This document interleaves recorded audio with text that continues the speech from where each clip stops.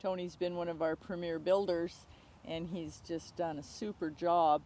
And we're moving more into building the base because we've got some science and engineering going behind the base, the sand, the fibers, and all of that. And Tony has been a great partner to work with on these types of situations, for new construction and unfortunately in disaster construction. The case of Laura Graves. Disaster repair. Yeah.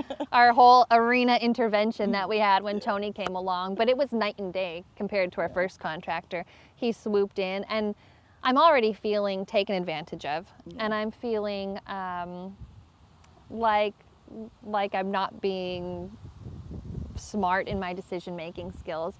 And rather than coming in and treating me like a fool, and it's like I already feel bad about this huge expensive mess in my backyard, they just came in and they took care of it. I mean, it had to be a week to 10 days. And this is ordering new materials. They completely had it redone. We ended up not having enough material at the time for them to finish. It's a very oversized space, so there wasn't enough material to finish all of it, but I had a 20 by 60 arena to ride in within 1 week. Yeah. It was incredibly impressive. Yeah, it was, and he's been great to work with. Part of what we do, and we talked about the sand, and that's the issue we run into with a lot of people, is that they don't know the sand. There's 10,000 different sands in the U.S. alone. Right. And of course we want to find something local, and you were great.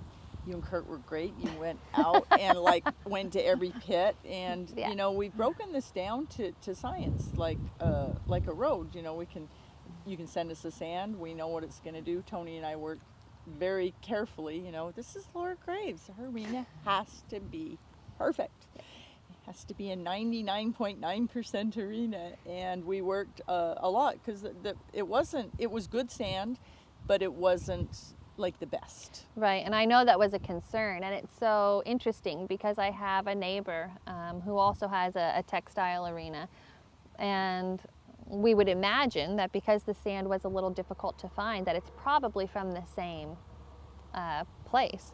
And I mean, it all comes down to what it's mixed with. And I just have an incredible stability, and it's not hard. I didn't want a super firm footing. I like something really in the middle. Of all of these footings I've ridden on all over the world, sometimes they have to absorb shock. Mm-hmm. And people who run a lot of horses on them will sometimes bind them up really tightly, and then you have horses who have sore feet. Of course, we know with no support and too deep a footing, we have soft tissue issues. And mine is just this really happy medium where it's soft, but it's incredibly stable. Yeah. And part of the, I think what's happened is the textiles came over from Europe about 20 years ago, and, arenas used to be really deep, and they felt like the top of the beach, and then they started adding fibers. And of course, if some is good, more is better. Right. And so a lot of the horse shows and a lot of the facilities you go to, it's too stiff and it's stopping the foot. Yeah. And so what's happening is that energy is bouncing back. And so there's a real fine balance of, you want enough slide and enough cushion, yet you need stability and traction.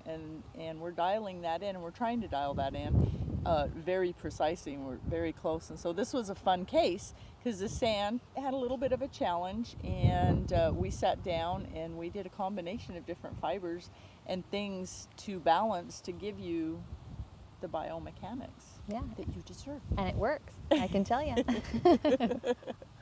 Hi, Stanley.